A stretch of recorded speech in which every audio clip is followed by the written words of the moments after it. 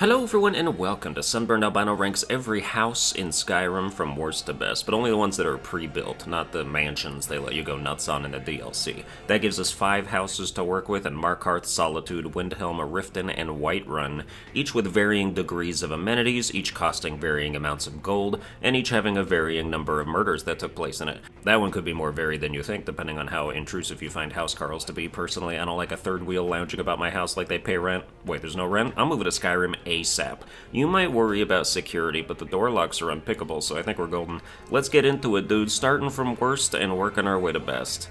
Number worst, Hierim. Hierim is the Windhelm house, which has the audacity to cost 12,000 gold, despite the unspeakable murders and necromantic rituals that have taken place there. I should be getting this shit for pennies on the septum. The steward has the gall to give you a decorating guide, and if you go to purchase decorations from him, one of them is to clean the goddamn blood off the floor. I have to pay an extra 500 gold for my house to stop being an active crime scene. At least they converted the butcher's ritual room, where he left his bloody human bones strewn everywhere, into my enchanting room. Love the vibes in here. I'm standing at my table like, neat, this is where he flayed the flesh off his victim skeletons. I just came in here to put fortified carry weight on my boots. You can't see it because I already picked up most of the loose stuff in these houses, but there was a black soul gem on the shelf in here. The decorators left that for me. They're like, you bought a murder site on purpose, so we assume you want to trap human souls in your enchantments, and we're totally on board with that. Here you go. They didn't even clean out all these Beware the Butcher notes from this end table. They never want me to forget what happened here. I'm settling for Isolde as my wife this playthrough, so you might see her wandering around fantasizing about being married to a Khajiit criminal. Hierim is a nice, spacious house. The square footage for the coinage is a good balance, and it's got all the utilities you want in a house like enchanting and alchemy. It does read pretty empty, with big rooms with not much in them, but it will serve all your purposes if you also happen to be a corpse-fondling psychopath. The walkability is kind of middling. It takes a bit to get from Hierim to the markets where the smith and the alchemy store are located, but no other city has an enchanting table that close to a smith, as far as I'm aware, so if you're doing economy with banish enchanted daggers or bows, this close proximity allows you to walk over encumbered back and forth without losing too much time. Plus you've got Naranya there as your fence with 4,000 gold to sell stuff to if you've done most of the Thieves Guild renovations. It's about a 15-second sprint from the Palace of the Kings to the house, so if you're going to frequently drop stuff off there, it's kind of long. But regardless of anything I just said, Hierim is dead last because of the dead. Number 4, Vlindrel Hall. Vlindrel Hall is the Markarth house, which costs a very fair 8,000 gold, I'd say. It doesn't take long to get from the fast travel point to your house, and when you turn back around, you've got a lovely view of the outside of the city and the tiny market where you watched a girl get shanked by the Forsworn. Lots of murder going on around these houses. Inside the hall, you are greeted by a hall. I'd call it gratuitous. This is just an extra 10 or 12 steps you need to take to get anywhere useful, but when you enter the main room, it's very well put together if you like Dwemer architecture. I think a family of centurions would be very happy here. To your left, you've got an alchemy room with some nice satanic taxidermy, which goes pretty well with the lethal poisons I'm concocting in here, but is definitely not my aesthetic. The enchanting room is next door, and they need to fire the movers because they broke some of my soul gems. I like the hanging birdcage of human skulls, though. Who's my decorator? Nosferatu? This room has everything. Stuffed skeever heads, embalming tools, multiple of the same sword and shield plaques. Who is this impressing? They're iron. A toddler probably smit that shit. Straight off the first dining room is another dining room, in case you didn't like the last dining room, and then to the left of that is the humble master bedroom. I actually like this room. I don't need big or fancy. I like ease of use, which is why I'm a little perplexed by the wardrobe they put on this 2-foot-high ledge. Who's looking at their wardrobe like, well, this is great, but I wish it was on a higher platform so I can't reach the top.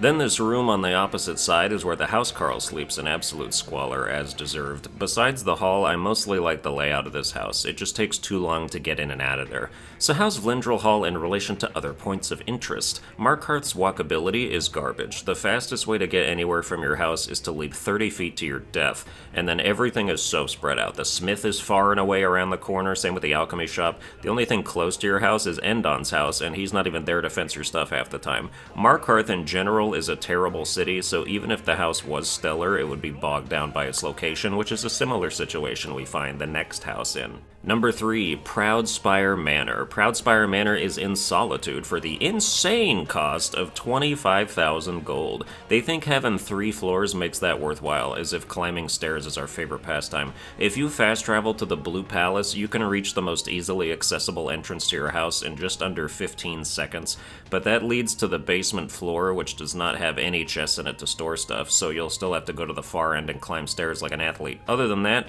I like this basement floor. You walk in and the alchemy table's right there, you walk a little further, you hit the enchanting table. The problem is all the useful stuff is down here, and your master bedroom is 3 floors up. I don't know why this basement room has a random sleeping bag on the floor in it. It's not owned. I'm not the Rat King from Haunting Brew Meadery. I didn't buy a manor to sleep in this filth.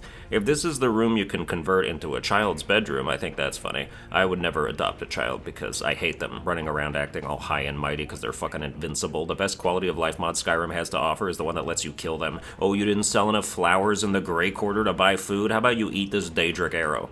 Moving upwards, you're spoiled for choice when it comes to exits. Make sure your guests know there's 3 different ways out of this place if they feel the need to escape. Otherwise, this middle floor is pointless. It's just tables with hard food on them and books that consist of 3 paragraphs. Being an author in Skyrim has to be the easiest shit in the world. Upstairs once more, and you've got like this awning overlooking one of the entrances. I do not appreciate that the gap is too small to jump through. That would have been a neat shortcut.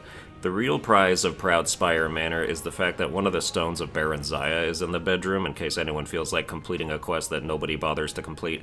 I don't even know what the reward for that is, and I don't care. I can sell refined glass banish bows for 3 grand a pop. I'm good. On the walkability side, Proud Spire Manor, much like Vlindrel Hall, is close to nothing, but it's even further from nothing. It's a long and awkward sprint to the smith, and for how big this city is, there's nothing going on in it. The only thing you can do here is cosplay as a big shot in fine clothes and pretend that being one of 3 Thanes is an honor. Number 2, Breezehome. Breezehome is baby's first house in Whiterun for a modest 5,000 gold. It's a glorified shack, let's be real, and lacks an enchanting table that it sorely needs with how far away the one in Dragon's Reach is. But when you're carrying around too many dragon bones and scales and are desperately looking for a place to offload them, you'll be glad you've got Breezehome. Starting with the walkability this time, it's right next to the smith, which is terrific, and also right next to Angeline's Aromatics and all the general stores. Walking to it from the fast travel point is super short and convenient, and it's one of the best places to drop stuff off and conduct your economics for the day. Inside the house, the layout is nice and compact. The alchemy table is in its own little closet behind the stairs, but everything else is within view. Up the stairs, the left room is for your slave, and then behind you is another humble master bedroom, but it feels nice and snug to me, like me and Ysolda could have some intimate moments in this bed if she ever forgives me for stealing back the mammoth's tusk I gave her. The decorators were also very thoughtful here. They didn't think a sweet roll on the nightstand was enough, so they put another on the table with no plate to give it a nice wooden taste. Someone stole my sweet roll? No, someone put splinters in it, and the town guard needs to do something. Sans the enchanting table, Breezehome is everything you need in a house, and the super cheap cost and convenience of existence elevates it higher than it normally would be. Number 1, Honeyside. The best house in Skyrim is Honeyside in Riften, bought for 8,000 gold like Vlindrel Hall, but so much better in every way. The only problem with it is that my housecarl seems to be squatting there right now, and let me just take care of that real quick. Alright, where were we? Honeyside has the perfect layout for convenience. You walk in, boom, master bedroom right there. Chest to dump all your high-value garbage right there. Down the stairs you've got alchemy, enchanting, mannequins to have sex with, weapon plaques to put all your useless Daedric artifacts. It's simple, it's rustic, it's perfect. If you go out the master bedroom exit, you even get this glorious view of the lake. Better than Vlindrel Hall's view, in my opinion, and your own private tanning rack in case you feel like stripping leather on your own balcony like a freak. Riften has great walkability, too. You fast travel there, take an immediate right through the gate, there's your house in seconds. From there you can quickly get to the market and the smithy with a general goods store and the Blackbriar Meadery right there if you feel like getting drunk off corruption. Realistically, Riften would be a horrendous place to live, but I'm in the Thieves Guild. I fucking own this town. I pickpocketed Maven Blackbriar for all her valuables. She didn't do a damn thing. I'm untouchable. Skyrim would be second place if it wasn't a torture dungeon, but Riften is my home and Honeyside is the best house in Skyrim. But that's gonna do it for this video. I hope you enjoyed it. If you did, you can like, share, and subscribe. Watch all my other videos while your housecarl gives you the side eye, and I'll see you guys next time.